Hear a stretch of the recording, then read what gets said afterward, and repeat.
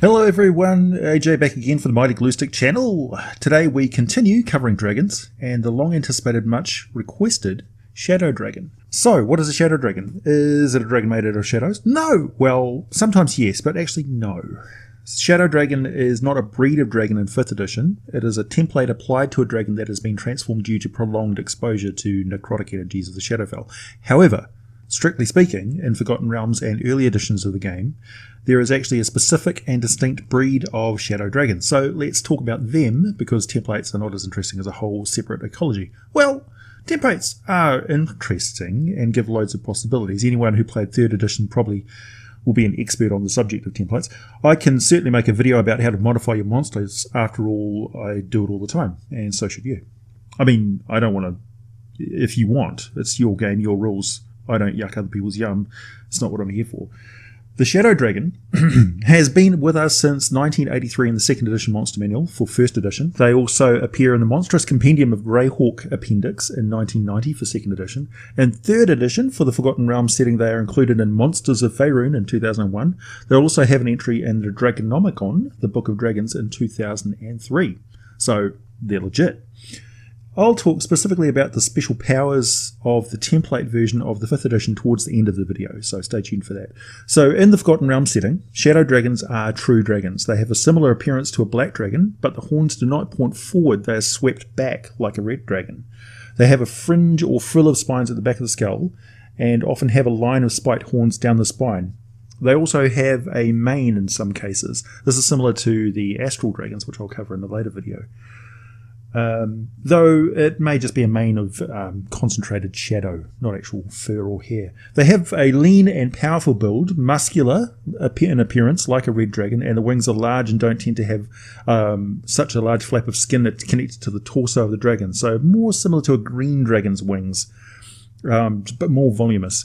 Like a black dragon, they have a powerful tail and a swimming fin, so they're very adaptable, excellent in flight, on foot, and in water. Like most shadow creatures, they have excellent dark vision, blind sight within 30 feet, modest blind sight. They also have an acute sense of smell and very sharp hearing. Size-wise, they range about 20 to 30 feet long as an adult, but they can get larger with age, obviously, and have unusual translucent scales and eyes that look like smoky pearls. Their scales are particularly interesting. We'll talk about those later. The Monster Manual gives adequate stats for the damage and accuracy of an adult Shadow Dragon attacks with tooth and claw. This is the 5th edition Monster Manual I'm talking about. Also, the sensitivity and disadvantage they suffer from sunlight, all good. However, the breath weapon of the True Dragon is a cone of shadow, 40 feet long, 30 foot wide, and 20 foot high, that has a devastating effect on living beings. You see, while the damage and saving throw and effect on creatures killed by this breath weapon are all fine and accurate, there's one important part that's not included in the 5th edition Monster Manual, which I think should be. The breath weapon of a Shadow Dragon drains the vitality out of living creatures. So, the moment they fail and get the saving throw and get blasted by the full damage, they also gain 1 level of exhaustion condition. The exhaustion condition. That's pretty important. And this is cumulative. You might also want to blind anyone who takes full damage for a melee round, because they've just been hit with concentrated shadow. It's just like wafting all over the place. If the dragon manages to attack a party of adventurers multiple times with the breath weapon of shadow, they may actually die of exhaustion, the adventurers, before they lose all of their hit points. And anyway, the effect on combat effectiveness from even one blast is particularly nasty. Just for those of you who are not intimately familiar with the exhaustion condition, on page 291 of your player's handbook, it's got there's levels of exhaustion, 1 through to 6. Level 6 is death. So on level 1, even with 1 level of exhaustion, you have a disadvantage on your ability checks. Level 2, you have speed halved and disadvantage on ability checks. On level 3, you have disadvantage on all attack rolls and saving throws, plus speed is halved, plus disadvantage on ability checks. At level 4, you have hit point maximum halved, as well as disadvantage on attack rolls and saving throws, speed halved, and disadvantage on ability checks. At level 5, your speed is reduced to 0. Your hit point maximum is halved. You have disadvantage on all attack rolls and saving throws. Your speed is halved and disadvantage on ability checks. And at level 6, you die. So that's pretty serious. and adequately sums up the draining effect without the whole level drain and all that sort of stuff. Man, previous editions were a nightmare in regards to that. So that's interesting. Those killed by the breath weapon, even just polished off, it need not be all of the damage that contributed to their demise, will spasm around on the ground, and an unholy spectral shadow form of them will rise from the corpse as a minion of the dragon, under its control but acting independently immediately after the dragon takes its actions. So the shadow creatures don't take up the actions of the dragon. It just directs them. Shadows, as we know, have a strength draining attack of their own, so things just go from bad to worse, and the more creatures fall to the cone of shadow, the more shadow creatures are draining everybody's life, and it gets real nasty real quick. This, I should mention, is not just limited to humanoid adventurers. Familiars, pack animals, all sorts of creatures will rise as shadows, so it's reasonable to have a large retinue of shadow creatures hanging around the shadow dragon most of the time, doing its bidding. This is a good reason why kobolds probably think twice before taking up service under a shadow dragon, unless the kobolds are naturalized to the Shadowfell, in which case, sure, why not?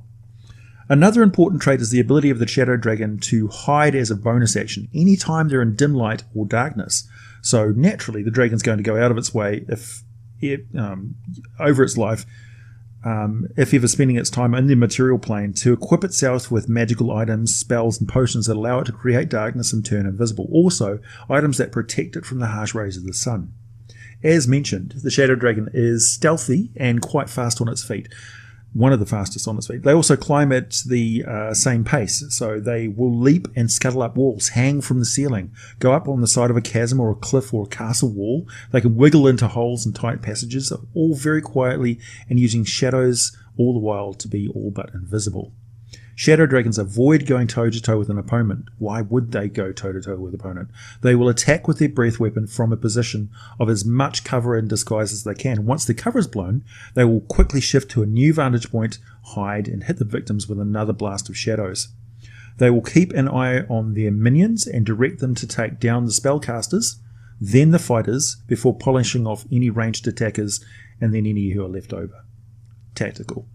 Despite their robust appearance, you see, shadow dragons are not very strong or durable. They're actually full of necrotic power, sure, and are easily one of the most intelligent of the chromatic dragons, on a par with the green dragon anyway, but they're actually weaker than a white dragon physically. What they lack in hit point size and strength, however, they make up for in the sheer hardness and resistance of those translucent scales. The shadow dragon gains an increased level of resistance to spell magic as it grows in age, and even from a very young age, they're immune to any and all life-draining effects. They also have an armor class of 20 as an adult, 1 point higher than any other dragon, even a red dragon.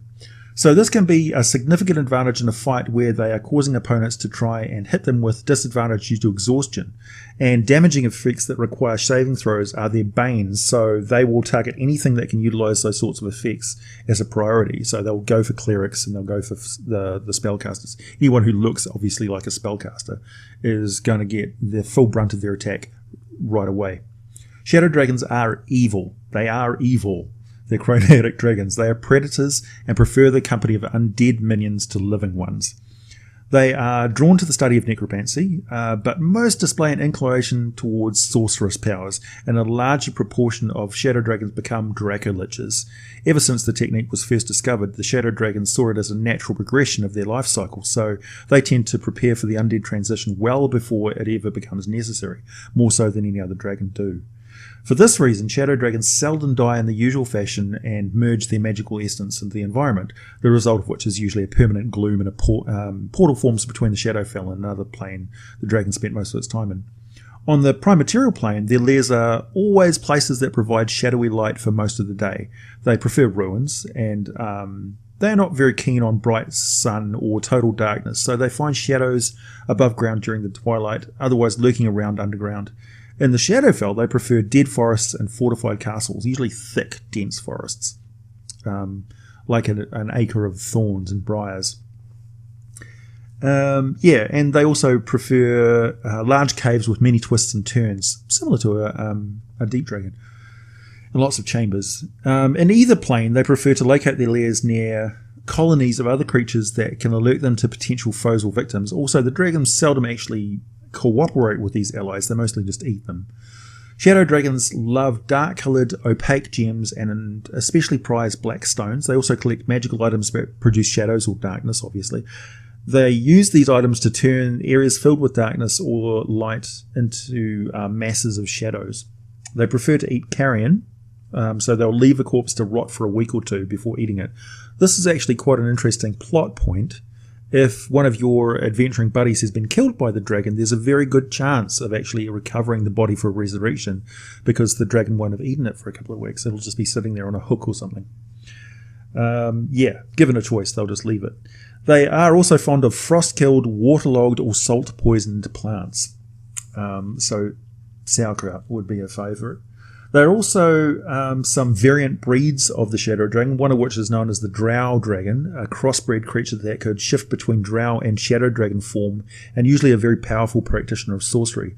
Their history is tied closely in with the drow, of course, and their intrigues and politics and things. So they're a mage-bred sort of creature. There have been a few known and named shadow dragons, which I'm going to gut the names of, but I'll give it my best shot. Bear with me. Aurgloroasa, or Sibilant Shade, Furlanastus, Nervarim, the Dark Lady, Shushru, the Shadow Wing, Herinvorim, or Shimmergloom, Thaxelcililia, I'm not even going to try, Ubraxakar, that's a good one, and Uthgrimnosharl. Right, so the 5th edition Shadow Dragon template is pretty straightforward. It represents a dragon, any kind of dragon that has spent years at a time in the Shadowfell and been transformed by the entropic necro energy of the place. As I've mentioned in numerous videos in the past, entropy and necrotic energy in the Dungeons and Dragons universe work differently than they do in our universe. They're an energy, they're a vital energy in and of themselves, an anti-vital, but still an animating energy. So they have some form of biological neutron cascade type effect, whatever, on the biology that allows things to live on it. We don't need to delve into the science of it. There is no science on it.